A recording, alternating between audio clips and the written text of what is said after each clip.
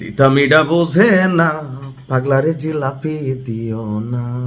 ভাবা যায় অন্তর্বর্তী সরকারের প্রধান ডক্টর মোহাম্মদ ইউনূস একসময় আওয়ামী লীগের রোষানলে ছিল, কিন্তু গত 18 মাস যখন তিনি সরকার চালানের কম বেশি তার যে নিজস্ব দল এনসিপি, মানে তিনি যেটা স্রষ্টা, বা আর অন্যান্য দলগুলা সবার সাথে একটা কনফ্লিক্টে চলে গেল। তো সর্বশেষ তার বিদায় বা নির্বাচন এ নিয়ে নানান প্রশ্ন আছে, কিন্তু এই মুহূর্তে ডক্টর ইউনূসের জন্য একটা দুঃসংবাদ হচ্ছে যে তার বিরুদ্ধে রাষ্ট্রদ্রোহিতার অভিযোগে একটা মামলার ঘোষণা সামনে এসেছে। কার এত বড় সাহস, আসুন দেখি।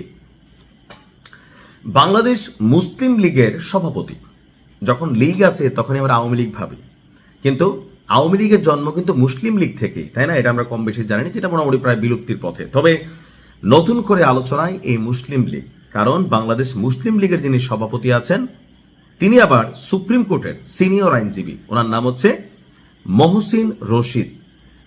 তিনি ডক্টর মোহাম্মদ ইউনূসের বিরুদ্ধে রাষ্ট্রদ্রোহের অভিযোগ এনে মামলা করার ঘোষণা দিয়েছেন। যেহেতু তিনি নিজেই একজন আইনজীবী, সুতরাং আইনের ফাঁক ফোকরটা অথবা এত বড় একটা মামলার অভিযোগ তার বিরুদ্ধে বা যে ক্রাইটেরিয়াতে মামলা করবেন নিশ্চয়ই বুঝে শুনে যুক্তি তর্ক এভিডেন্স এই সব কিছুকে মাথায় রেখে নিশ্চয়ই এই মামলাটির ঘোষণা দিয়েছেন। তিনি বলছেন যে ডক্টর ইউনূসের কর্মকাণ্ড কেবল সংবিধানকে লঙ্ঘন করেনি, বরং তা রাষ্ট্রদ্রোহের পর্যায়ে পড়ে। বর্তমান সরকার অর্থাৎ বিএনপির এই সরকার যদি এ বিষয়ে পদক্ষেপ না নেয় তিনি নিজেই আইনগত ব্যবস্থা নেবেন।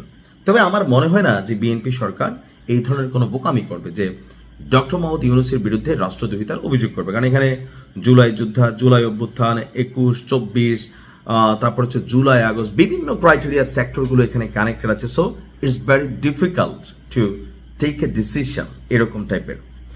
গতকালকে সিনিয়র সাংবাদিক মঞ্জুরুল আলম পান্নার ইউটিউব চ্যানেল মানচিত্রে অংশ নিয়ে তিনি এই ঘোষণা দিয়েছেন। অর্থাৎ মঞ্জুরুল আলম পান্না, যিনি ডক্টর ইউনূস সরকারের আমলে দীর্ঘদিন কারাবন্দী ছিলেন, তো তিনি বের হয়ে এই সরকারের বা কারাগারের অভ্যন্তরে বা তার উপর যে ঘটনাগুলো ঘটেছে একে একে কথা বলছেন। এর মাঝখানে ওইখানে তিনি একটা প্রোগ্রাম চালান, সেই প্রোগ্রামে এসে আপনার এই মোহাম্মদ মহসিন যিনি আছেন, মহসিন রশিদ, তিনি এই ঘোষণা দিয়েছেন।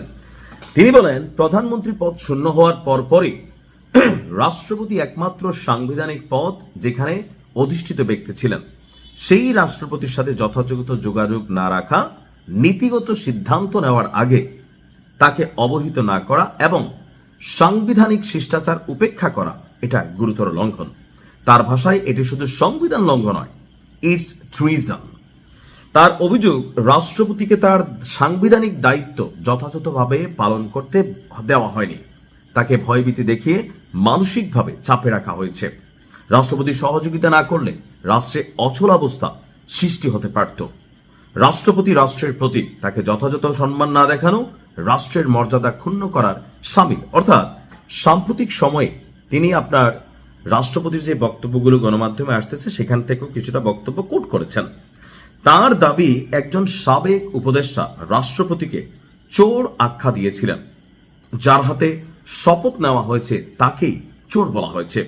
প্রেস উইং অপসারণ, অর্থাৎ রাষ্ট্রপতির প্রেস উইং ছিল না, বঙ্গভবন ঘেরাও এবং রাষ্ট্রপতিকে অপসারণের চেষ্টাকে তিনি রাষ্ট্রীয় শিষ্টাচার বিরোধী কর্মকাণ্ড হিসাবে উল্লেখ করেন।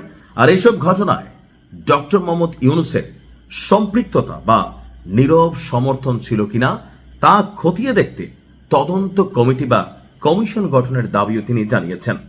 এবং ইউনূসের নেতৃত্বাধীন উপদেষ্টা পরিষদের কয়েকজন সদস্যের বিরুদ্ধেও তদন্তের আহ্বান জানিয়েছেন এই মুসলিম লীগের সভাপতি।